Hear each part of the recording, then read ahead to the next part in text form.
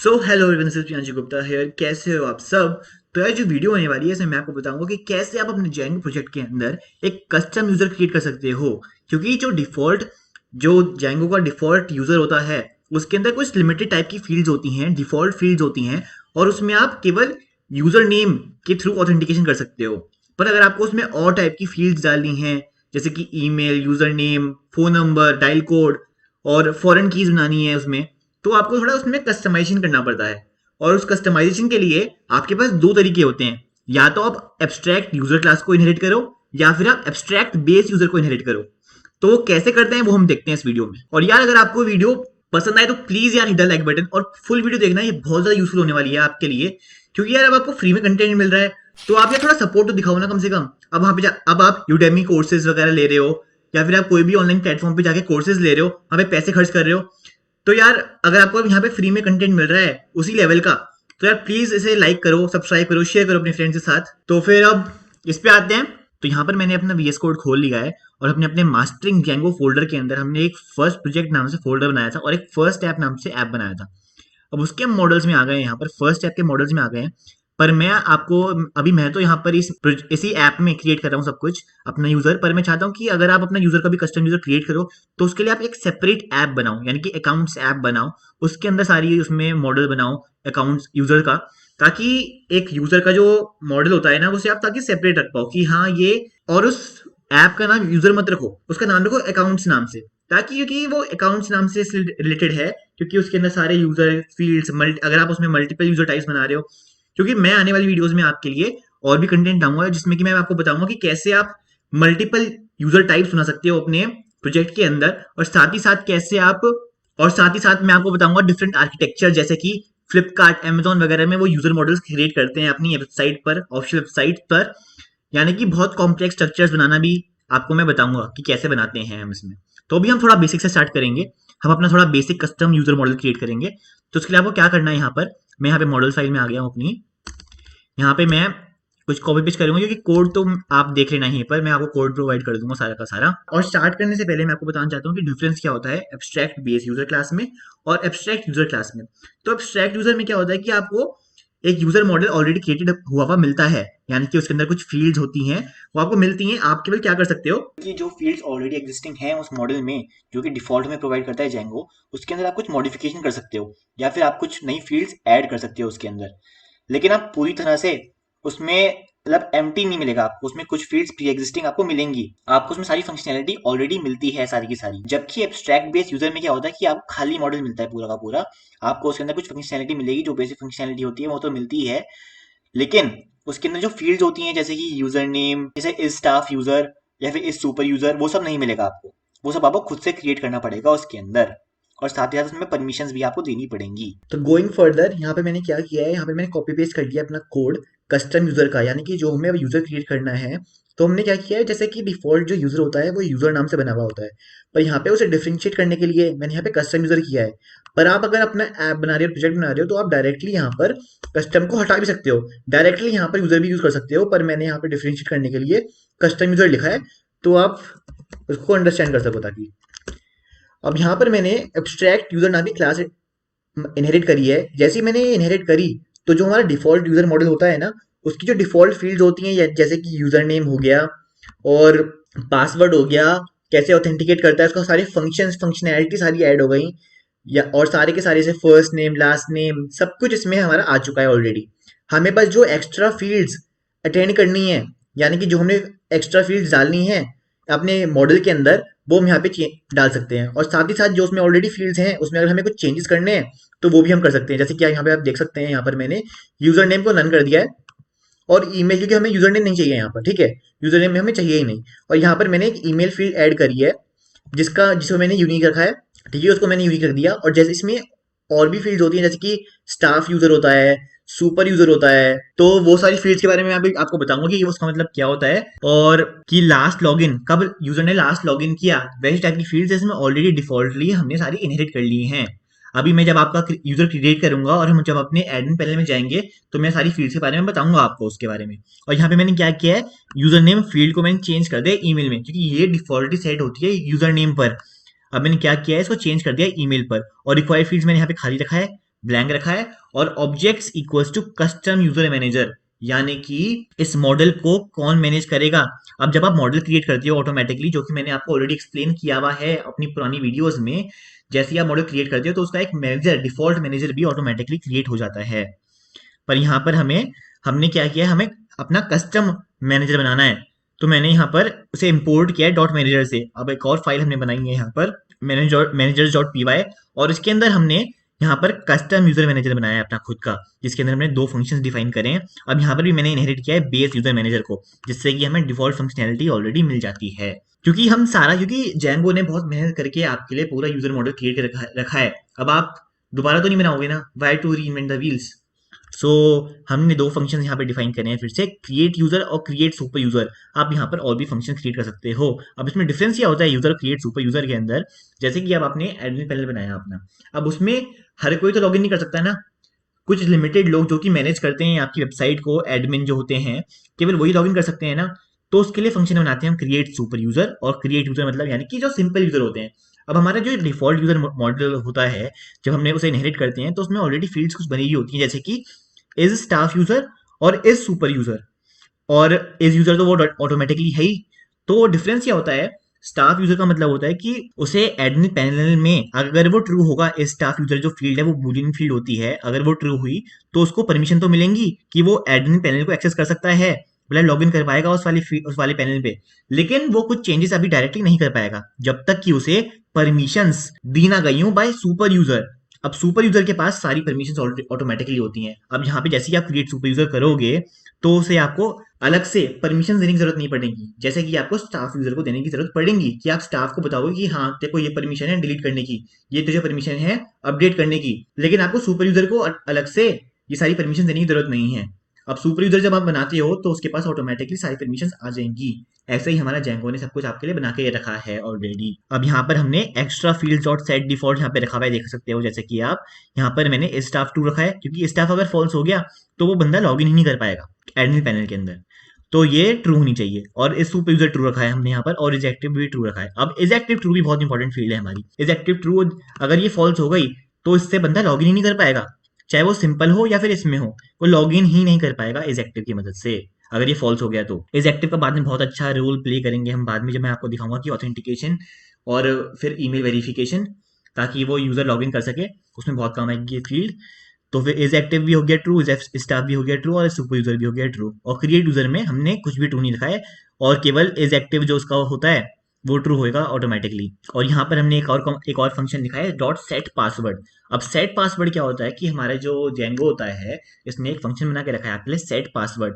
अब set password का क्या काम है कि जैसे ही आपने कोई स्ट्रिंग लिखी ना अपने फंक्शन में, मतलब जैसे ही आपने कोई स्ट्रिंग पास करी अपने पासवर्ड फील्ड में, जो फॉर्म फील्ड है उसमें आपने पास करी पासवर्ड अपना, अब वो क्या करता है उसका एक एन्क्रिप्शन कर देता है using some algorithm, encryption algorithm. वो कोई एल्गोरिथम लगाता है और फिर वो आपके पासवर्ड को एन्क्रिप्ट कर देता है, ताकि हैश कर देता है उसको, ताकि कोई भी अगर आपका डाटाबेस लीक हो गया या फिर डाटा किसी हैकर ने आपके डाटाबेस का एक्सेस पा लिया तो वो आपके पासवर्ड को एक्सेस ना कर पाए, ताकि वो आपके बिल्कुल सिक्योरिटी है वहां पर।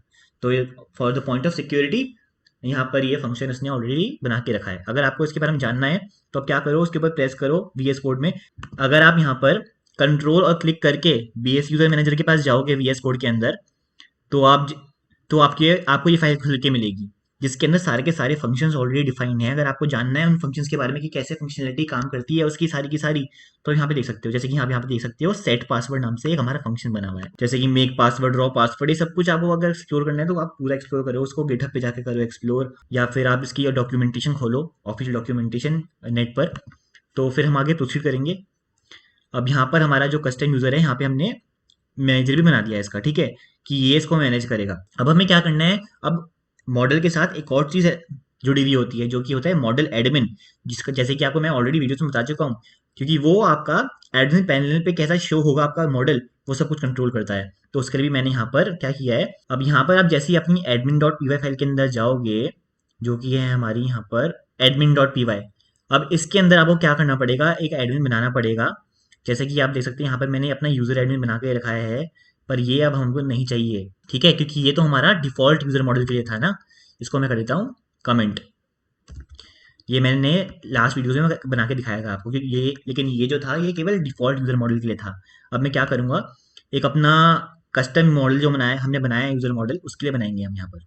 तो उसके लिए भी हमको इनहेरिट करना पड़ेगी वाली क्लास यूज़र एडमिन। अब आप, और इसीलिए ही मैंने यहाँ पर आपको पहले डिफ़ॉल्ट मॉडल से admin.py फाइल को कैसे एक्सेस करते हैं, अपने एडमिन पैनल में कैसे मॉडल्स को मैनेज करते हैं, वो मैंने आपको दिखाया था ताकि आप यहाँ पर रिलेट कर पाओ कि हमने कस्टम यूज़र मॉडल के लिए कैसे काम किया है। अब यहाँ पे जैसे कि आप देख सकते हो, यहाँ पर मैंने लिस्ट डिस्प्ले में email is staff is active डाला है, लिस्ट फिल्टर में email is staff is active डाला है, और मैंने यहाँ पे फॉर्म देख सकते हो, यहाँ पे फॉर्म। अब ये फॉर्म क्या है? अब फॉर्म्स के बाद, हालांकि मैं फॉर्म्स के ऊपर एक अलग से वीडियो बनाऊंगा जो कि बहुत ज़्यादा इंपॉर्टेंट होने वाली है। उसमें पूरा डिटेल एक्सप्लेनेशन बताऊंगा कि जैंगो के अंदर फॉर्म मैनेजमेंट कैसे करते हैं, कैसे टेम्पलेट्स में हम कैसे फ्रंट एंड में हम फॉर्म शो करते हैं और वहाँ से इनपुट देते हैं, क्योंकि वो बहुत ज़्यादा सिक्योरिटी पॉइंट ऑफ व्यू के हिसाब से बहुत ज़्यादा इंपॉर्टेंट हो जाता है कि कैसे आप अपने फॉर्म्स को सर्व करते हो और कैसे वहाँ से डाटा लेते हो बैक एंड में। तो यहाँ पर मैंने फॉर्म जो है, फॉर्म्स डॉट पी फाइल के अंदर एक फॉर्म बनाया है, यानी कि फॉर्म्स के अंदर कौन कौन सी फील्ड होनी चाहिए। अब यहाँ पर भी मैंने इनहेरिट किया है यूज़र क्रिएशन फॉर्म और यूज़र चेंज फॉर्म, ताकि आपको खुद से ना बनाना पड़े। अब यहाँ पर आप ज़्यादा इस पर ध्यान मत दो, केवल यहाँ पे सोचो कि ये एक मॉडल फॉर्म है, जो जो हमारी मॉडल में फील्ड्स होती हैं वो फील्ड्स हमें वो फॉर्म में शो करेगा फ्रंट एंड में, ताकि लोग उसमें उसे फिलअप करके बैक एंड में डाटा भेज सकें। क्योंकि मैं फॉर्म्स के ऊपर एक अलग से वीडियो बनाऊंगा जिसमें मैं पूरी डिटेल वीडियो बनाऊंगा। तो यहाँ पर मैंने मॉडल जो है कस्टम यूज़र यूज़ किया है, और यहाँ पर मॉडल कस्टम यूज़र यूज़ किया है, और यहाँ पे फील्ड्स मैंने डाली हैं ईमेल। ओके, इसे कर देते हैं सेव। अब यहाँ पर हम गए एडमिन डॉट पी फाइल के अंदर, और यहाँ पे मॉडल्स डॉट पी को भी हमने सेव किया, और यहाँ पर आप देख सकते हो यहाँ पर मैंने एक u get text lazy as underscore use किया है। इसका मतलब क्या होता है कि ये हम तब यूज़ करते हैं, जैंगो के अंदर क्या होता है कि दो टाइप की ट्रांसलेशन होती हैं, नॉन लेजी और लेजी। अब उसके लिए मैंने डॉक्यूमेंट बना के रखा है यहाँ पर। तो स्ट्रिंग्स जो होती हैं, अगर आपको ट्रांसलेट करना है उसको, जैसे अगर आपकी लैंग्वेज चेंज होगी, स्पेनिश या फिर जर्मन या फिर कुछ भी, तो तो लेजी फॉर्म में क्या होता है कि वो चेंज हो जाती हैं ऑटोमेटिकली। जैसे कि आपने यहाँ पर लिखा मंथ इक्वल्स टू, और ये यहाँ पर लेजी नहीं है, यहाँ पे नॉर्मल है, u get text as underscore है केवल। यहाँ पर नॉन लेजी ट्रांसलेशन है, तो हमने यहाँ पर month equals to underscore June लिखा, मंथ हमें हमारा यहाँ पे डायरेक्टली जून प्रिंट हो गया, यानी कि स्ट्रिंग फॉर्म में हो गया। पर अब आप एक्टिवेट करोगे एफ आर में, यानी कि आप अपनी लैंग्वेज चेंज करोगे और फिर से प्रिंट करोगे जून को, तो ये आपका कुछ ऐसे शो करेगा जो कि उस लैंग्वेज में होता है प्रोनाउंसिएटर, और साथ ही साथ कैसे उसे उस लैंग्वेज में लिखते हैं। अब तो आपने एक्टिवेट की दूसरी लैंग्वेज अगेन, तो ये उस फॉर्म में आ गया, पर जब आप वो लिखोगे तो वो स्ट्रिंग फॉर्म में दिखाएगा। पर नॉन लेजी फॉर्म में क्या होता है कि हमारी जो फील्ड होती है वो एक फॉर्म में स्टोर होती है, यानी कि डायरेक्टली स्ट्रिंग में नहीं होती स्टोर, क्योंकि हो सकता है कि आपको किसी और फॉर्म में से कन्वर्ट करना पड़े। तो यहाँ पे हमारी एक ऑब्जेक्ट फॉर्म में हमारी स्टोर होगी ये वाली स्ट्रिंग जून, और इसे अगर आप एस टी आर यूज़ करके, यानी कि पाइथन का जो कमांड होता है एस टी आर, उसको यूज़ करके कन्वर्ट करोगे उसे, तो वो फिर प्रिंट होगी जून के फॉर्म में। और एक्टिवेट एफ आर करोगे अगर आप, और यहाँ मंथ लिखोगे, तो यहाँ पर भी वो इसी फॉर्म में शो होएगा मॉडल्स के फॉर्म में, और आपको इसे फॉर्मेट करना पड़ेगा, फिर मंथ यहाँ पर ऐसे, और फिर ये कन्वर्ट हो जाएगा GUIN में। तो ये होता है डिफरेंस लेजी और नॉन लेजी फॉर्म में। तो ये काम आता है अगर आपको, जैसे ज़रूरत नहीं होती है ऐसे बहुत लोगों को इसको, क्योंकि उनको केवल एक ही कंट्री में अपनी दिखानी होती है वेबसाइट को। पर अगर आप चाहते हो कि आपको आपकी वेबसाइट ऐसे बनाओ कि वो सब यूज़ कर सकें, यानी कि डिफरेंट प्लेटफॉर्म यूज़ कर सकें लोग डिफरेंट लैंग्वेजेस में, तो आपको ये ज़रूरत पड़ेगी ट्रांसलेशन की। तो ये भी कर लिया अब हमने, एडमिन डॉट पी फाइल के अंदर हमने यूज़र एडमिन करके वो भी कर लिया। अब इसे भी दबाते हैं कंट्रोल से, क्योंकि मैं ये ज़्यादा एक्सप्लेन नहीं करूँगा, क्योंकि मैं ऑलरेडी बता चुका हूँ आपको।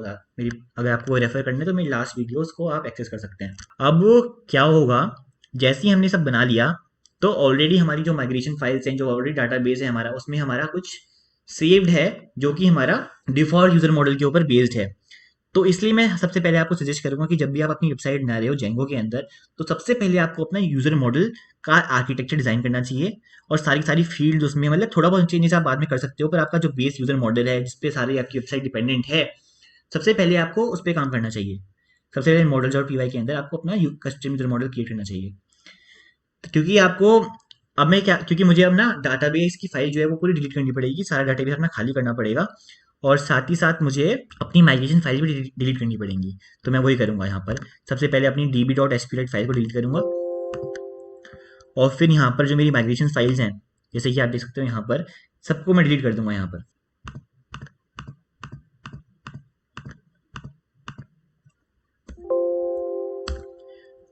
और मैंने डिलीट कर दिए हैं यहाँ पर। अब मैं अपना टर्मिनल खोलूंगा।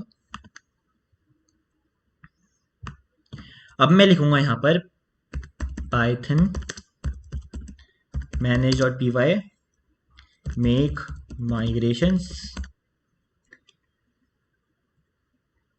सारे माइग्रेशन बन जाएंगे यहाँ पर। ये कुछ वार्निंग दे रहा है यहाँ पर, क्योंकि यहाँ पर हमने परमिशंस को एक्सेस नहीं किया है। यहाँ पर मैं क्या करूँगा, एक और फाइल इंपोर्ट करूँगा यहाँ पर, from django.contrib.auth.models import permissions mixing। अभी जो परमिशन मिक्सिंग है ये मैं आपको बाद में पूरा एक्सप्लेन करूंगा, अभी आप इस पे ज़्यादा फोकस मत करो। ये जेंगो के अंदर कुछ डिफॉल्ट परमिशंस और ग्रुप्स होती हैं जिनके ऊपर मैं पूरी डिटेल वीडियो बनाऊंगा। उसे हम यहाँ पर एक्सेस देंगे अपने कस्टम यूजर को, क्योंकि यहाँ पे हमने दूसरा यूजर मॉडल बनाया है ना। अब उसको आपको एक कुछ एक्सेस देना पड़ेगा परमिशंस का, तो वही हम दे रहे हैं यहाँ पर।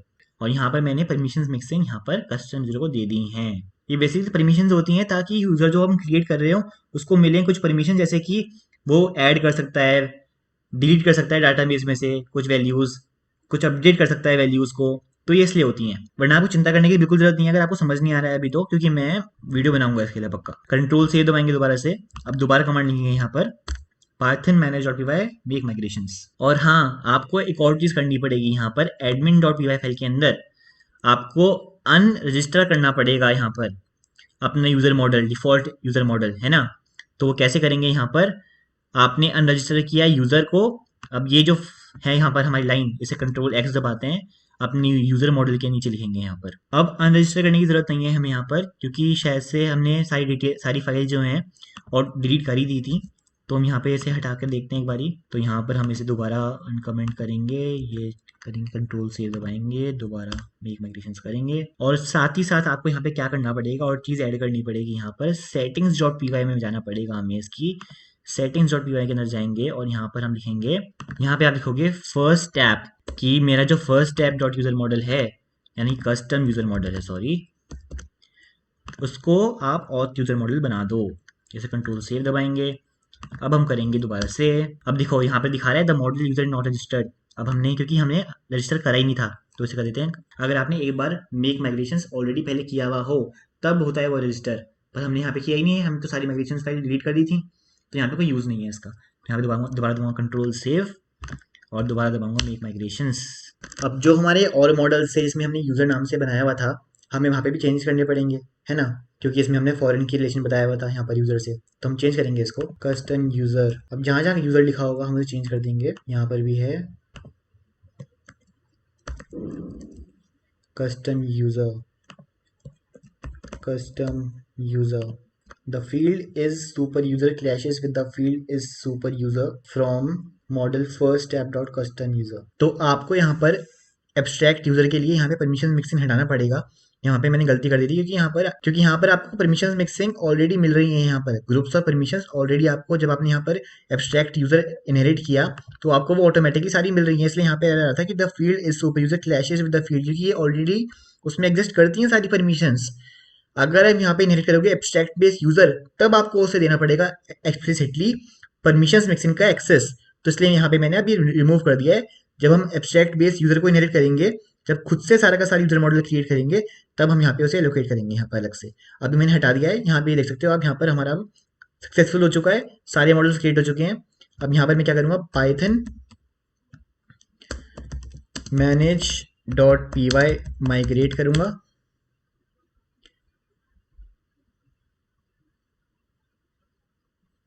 अब Python manage dot P Y create super user करूंगा।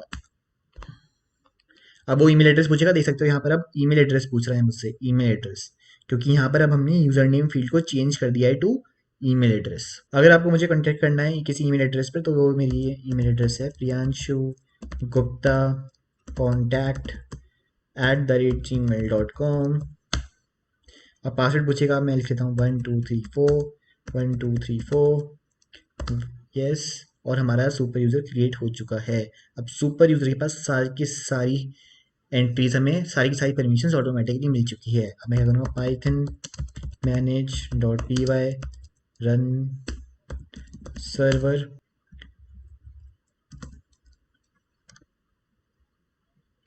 अब मैं जाऊँगा माइक्रोसॉफ्ट एज में, या फिर आप कुछ भी यूज़ कर सकते हो यहाँ पर 127 और यहाँ पर इसके जाएंगे हम एडमिन सेक्शन में। यहाँ पर मुझसे पूछेगा ईमेल एड्रेस।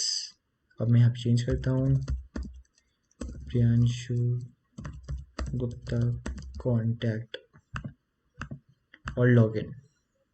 और यहाँ पर देख सकते हो लॉगिन हो चुका है हमारा। यहाँ पे सारे के सारे हमें हमारे जो मॉडल्स है वो दिख रहे हैं। और अब आप चेंज देख सकते हो, यहाँ पर हमारा यूज़र मॉडल जो है वो अब फर्स्ट टैब के अंदर शो हो रहा है, ना कि इसके अंदर। अब इसे क्लिक करोगे अगर आप, तो यहाँ पे आप देख सकते हो, यहाँ पर आपको दिखेगा सब कुछ जो कि हमने असाइन किया था, जो जो दिखे, जो जो हमने यहाँ पे असाइन किया था। ठीक है, अब यहाँ पर अगर आप ऐड यूज़र पे क्लिक करोगे तो यहाँ पे वो फील्ड शो हो जाएंगी जो जो हमने वहाँ मेंशन करी थी, यानी कि हमारे फॉर्म में।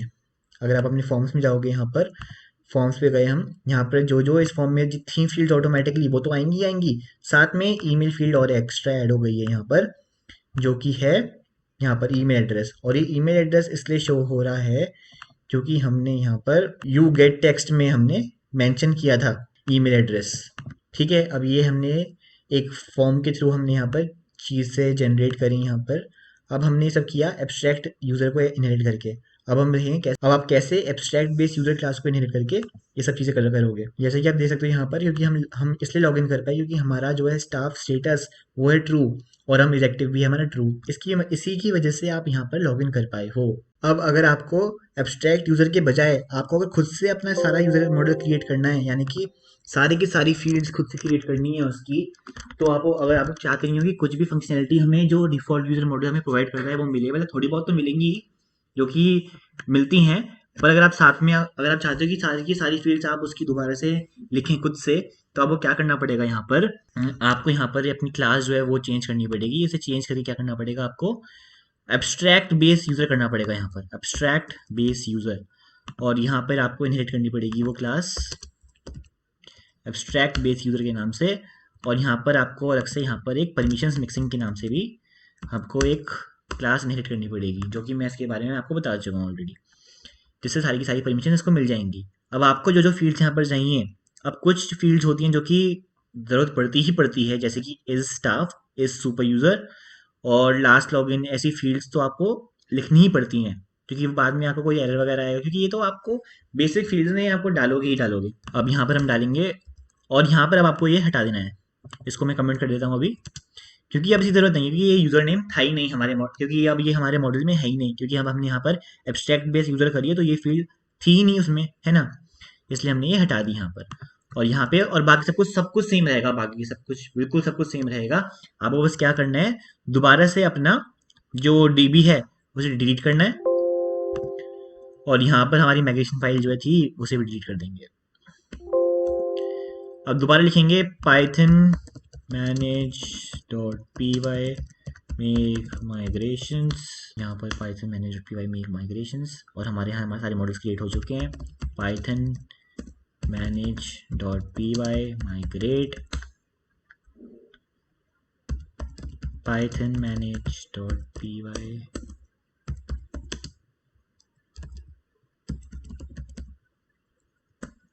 create super user। अब फिर से ईमेल एड्रेस पूछेगा, Priyanshu Gupta contact @gmail.com 234 python manage.py run server। और हमारा फिर से रन हो चुका है, हमें फिर से लॉगिन करना पड़ेगा यहाँ पर।